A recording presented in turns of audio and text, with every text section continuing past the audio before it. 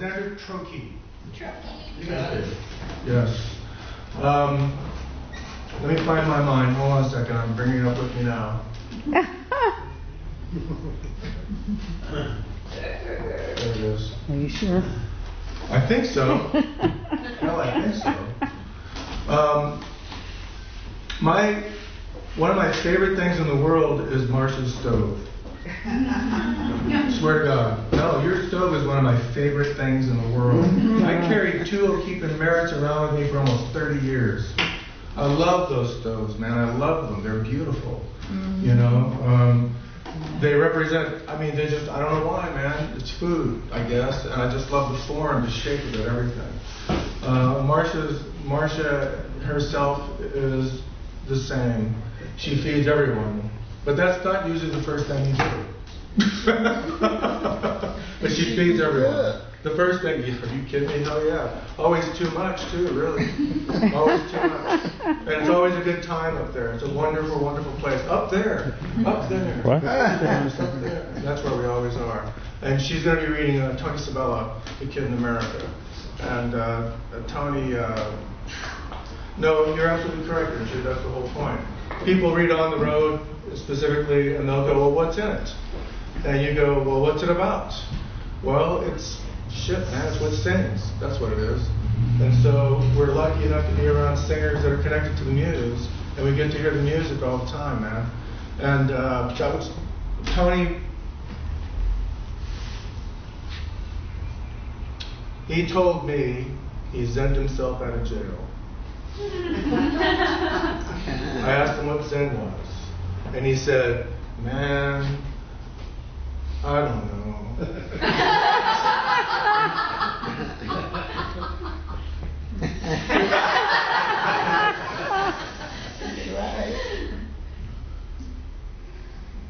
But I'll tell you, I say, I was in jail. They were going to keep me a long time. And I couldn't, I had to slow down, man. They wouldn't let me out. If they saw me excited, they wouldn't let me out. I had to calm down, right? But I was fucked up. I was high. And I had to chill myself out or I was getting out of here, man. I don't know what Zen is, but I got out of that jail in 3 days. So he didn't know what Zen was. Ride the rim, cast no shadow. Life is worth the price, whatever it is, pay it. And he was the embodiment of the lady, as you all are here tonight. Whatever the hell the lady is, you are it. Tony was it. Marsha is it. Frankie is it. Pegerty, everybody here is it. But Tony was it. He was the kid in America. And I do anyway. I carry these people with me. I know we all do. And man, it's a wonderful, painful thing, and I wouldn't have it any other way. Marsha Getzler.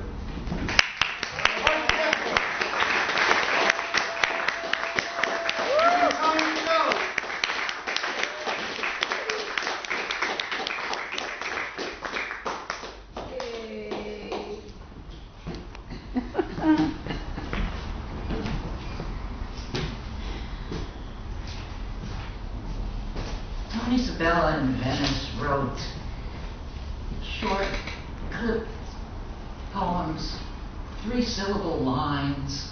Stuart Perkoff called it his cutthroat gurgle. Then something happened in the late 70s. Kid in America, he burst into song.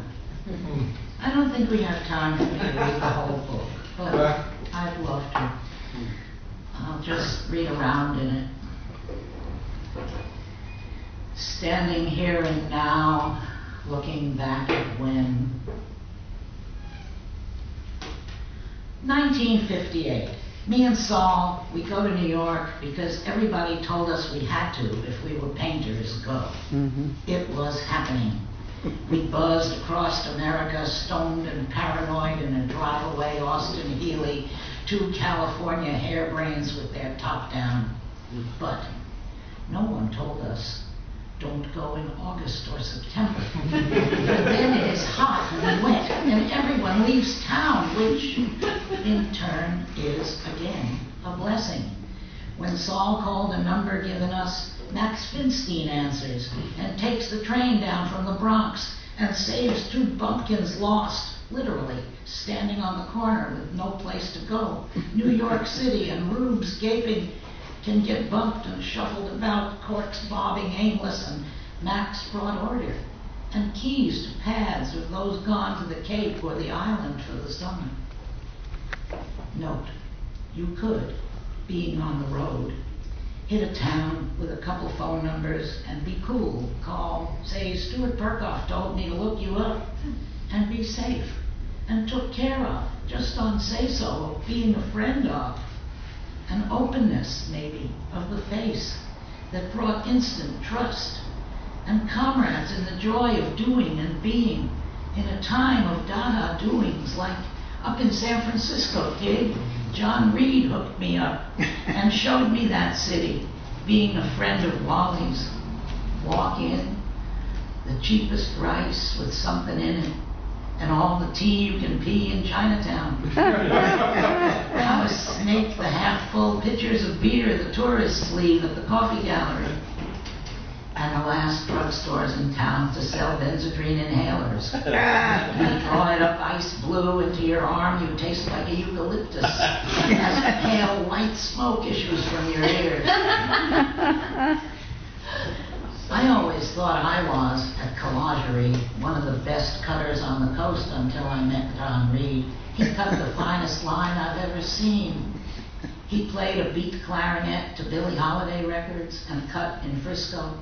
I played a beat C melody sax to Billie Holiday records and cut in LA.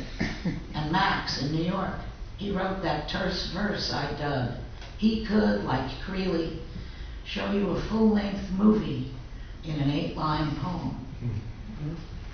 We didn't even call Max that night. Saul called Joel Oppenheim, and Max was there and volunteered. Joel was as open as his door. Dan Rice walked us all over Manhattan, and how fast they do walk in New York City. The preface is, let's go, man, it's only 20 blocks. Max tipped us in to John Chamberlain, who let us stay in his studio loft he hadn't quite moved into, just his welding machines and his auto sculptures, a hammock and a couch. The on-ramp to the bridge went by the third-floor window, lights flashing down by Wall Street and the fish market. Early morning hot cinnamon rolls as big as your face for the workers, us just going home. You took your choice, sweat on the couch or lay in the spring hammock, expose 100% of your body to the audacious mosquito. Max showed us the joints with the free lunch, the dollar spaghetti and red wine specials, wonderful saloons and taverns where we hung for hours, beer and bar whiskey shots in New York Jimmy Morris style. And youth knows no hangover, can't wait. Tall, cool one in the morning, and here we go again for the breakfast special. It's 5 a.m. and still crowded, as in last exit, etc. Everyone speaks in capital letters. I last a month or so and get lonesome and homesick. Hick, don't dig the hustle. I miss the beach, the space, the by God quiet. I go, Saul stays. Stuart is living now in Ocean Park on Raymond. Hey. They're building POP down the block. Yeah. 2 kids, 1 more due soon. He makes a last stab at familial responsibility, borrowing $2,000 from his father to open a village-style coffee house in Venice, and calls his old pal Rudy Crosscut from his waiter job at a village coffee house in New York to partner him with expertise. He rents a funky storefront on Dudley by the beach, a former bleach factory. We clean and paint and bring up to eating code every filthy inch as prescribed. We meet Paul Salazar, who lives across the speedway, sees us nuts nailing in the night, and he introduces us to Dr. Doom and the gray speed monsters possessed in blizzards of spackle dust. That's right. And with a pinnacle of old kitchen chairs in the back of the pickup from Sally, tables cupped and conned, an honest-to-God rented espresso machine, and all those icky syrup village drinks, bop on the box always. It's beautiful. Then, in the pristine coolness, Stewart stands and adds, "Art is love is God," the Miles poem, and "Peace, Peace," poems in his own black hand. It's ready. The Venice West Cafe Espresso. Later, after I painted the window sign, we're up in Frisco, North Beach, Italian restaurant, I see Cafe Espresso. I said, "Stuart, is that how you spell it?" He said, "Yeah." I said, "Why didn't you tell me?" He said, "I thought you knew and were just blowing." I said, "Oh yeah, hip, huh?" "Hey, let's have an opening party. Even though we have no final inspection, it's probably okay. It's Friday. We'll get it on Monday anyway. It's a groove, a gas. Everyone falls in to congratulate." Sunday, walking by in his shorts and beach umbrella and bratty kids, is the inspector. He's irate, we're open, and sitting down to eat Stewart soup and thick slabs of bread, Mingus on the box, enjoying ourselves without permission. He shuts it down with 3 pages of violations down to the last quarter-inch of public safety. But no big thing, we comply and do open in legality. And then the long, fog-cold winter nights of one sandwich sold. We got to eat the soup, the thick bread slices so good, but no one knows because no one's there. I didn't know about the finances, and because of vanity and rivalry, me thinking I should be Stewart's partner, not this ruddy Catholic boob who, dressed in his village waiter's garb, informed me at the opening party, "Thank you very much for all your help, but we will handle things from now on, so butt out." Cold lightly. Shit. So what if he knows what amaretto is? He never figured out the espresso machine. Well, no one else did either.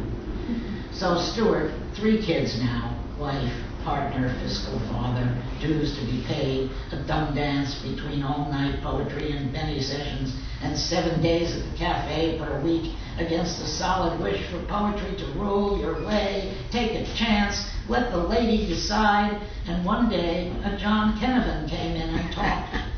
Did Stewart want to sell the cafe?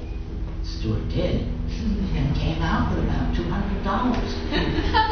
Was he anxious? He was anxious. He had split the family and moved solo to Hollister Street in Santa Monica, a small set of apartments, allegedly the first poured concrete structure in California. It was run by old Joe from his digs over the garages. You would send in your few dollars with a bikini babe, and he would let you slide a while. Yeah. It didn't happen exactly that simply, like from A to B with no concessions, for Stewart did everything with passion, poetry, play, or pain, to be desperately in love with 3 women at the same time, to momentarily, seriously think about Catholicism. Oh, I walk into this church. It's empty. I look up at the man on the cross. It's me. I say, "That's cool, man, but you don't gotta be no Catholic." And aching as the world as we know it is ending, and we are being pummeled into a new place we want to be, so what's all of us? The chain of be like the rest, a responsible fuck, your own patch of lawn to mow. I walked literally, from the city to Stewart's pad. I'm here, I quit, I want to be. I got a pad at old Joe's too, with the same concrete-eating roaches Stewart had. It was heaven. The beach that summer. More artists were finding the beach, a stop on the road, poets by the pound passing through, and like, if you were at someone's pad, it was not unusual for the hosts to go to bed and leave people in the pad blowing the box and babbling and blabbing or just reading or screwing. It was a mark of heart of the time to trust that way in the pre-heroin days, to leave your house open, We always had someone on the couch. And amazing stories. The Venice West became packed, thriving, poets reading just like a village coffee house. I think Stewart had free coffee for life as part of his deal, so we hung there, and it was always a stop on the walks of the night. Good. And that was our days. Maybe making the trip to Artie Richards from Hollister to Hamburger Square 2 or 3 times a day because it was so much fun. Young men dancing down a yellow jacket road. Stewart always walked so damn fast. We would leave the pad and be down the block with no sense of physical function, floating just above the ground. We lived in our heads with new eyes, wonder, and glee every step of the way. In the early PM, back to the pad, fill the pens, wash the face, get ready for the night, usually having somewhere to fall in and eat, and minor seductions to attend. Hey, we were horny young men. Even so, we couldn't last the night, sleeping back out on the early AM promenade and recognizing the walk. Here comes Stewart laughing to the next place where someone is up, listening to sounds, and that was the best. Sitting stoned on some floor, scrawling in a late night journal, Billy on the box, feeling all blue and lonely, lost in bomb shelter land, and then out into the mist, all choked up to the pad to paint the night. The amazing thing about Stewart painting was how he just leaped into it, painting. I say I taught him, but I only mean I gave him the paint and the go-ahead. If I give him the stuff on Friday, and on Monday he had 10 paintings, I was not surprised. That was when Stewart lived on Park Place, before his youngest was born, is when we got all turned out to the life, like opening a door to a parallel world and walking through child's eyes, all open and believing. The time was all about change. And if in the past it was all go to school, learn how to do it, nobody said just fucking do it. Not to argue with those who say you must learn the rules before you can break them, but were no rules, and wonder, why didn't everyone do it? Paint, poem in a world where all voice is verse, all movement dance, all sound music. Did drugs help speak? A 30-grain Black Beauty or Dr. Doom dispensing his 25-grain grays he crushed himself? You know, Doc, I am feeling a little fatigued. And I got these finals coming up, right? The finals and the 100-yard dash for the demented. That would keep you up longer to do the things you like to do. Also seriously set the tongue loose and weed woke thought free and open feeling, and you said what you thought and a whole lot more you needn't. Better get it all out with someone doing the same, not hearing exactly. If you get all your sillies said now, it might not have to say them later. We got to know each other, slowly, talking nights. He knew the painters we talked, the writers to be read. The bond is music. Mingus, Miles, Blue Monk, hearing a phrase too hip to dig, and he would too. Able to Our Lady and Bird, yeah. The pain in our world you get to when you open your eyes to the joy of it. Emotion so full, watch the morning grow on the waves, tears streaming down the beard, so glad and so sad life, and have a pal, his own tears manly, and feel strongly enough to grow through with it, dream. And then came the word. It was at the Park Place pad I felt my first poem. One of Stewart's, telling him it wasn't fair to be able to reach inside that way and show it. He told me anyone should do it, in fact was meant to do it. And I did one night in the pad, he and the family gone to bed, sitting there, listening to sides buzzing. I write a poem, a rip-off of his feet pound the log stuff, and I wake him up and show it to him. Fine, Tom, he says, great. Elated, I write some more. Another poem, go back in his room, wake him up. Hey man, that's cool, now get the hell out of here. Cranky this time, a bounce. Rebuffed, I will write 50 poems and surprise him in the morning, but I don't. I just wait for the sun and Stuart to rise, too anxious to talk of this new thing, to go or sleep. I'm hooked. The lingo, language, your vocabulary, Stuart said. Just say it. Don't reach for words. Just like you are telling someone something you care about. But how could he know? Poetry is the game. Who worked hardest about the poem? It was supposed to say your heart. Simply. In all that whirls about you, you pluck what you can eat only, not wasting a syllable. You learned to walk on, knowing most of us are punished for hoping too much.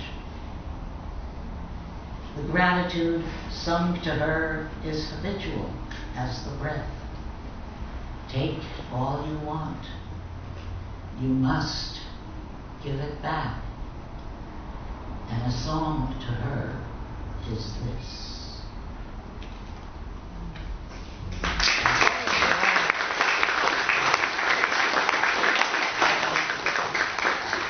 Marsha Getzler.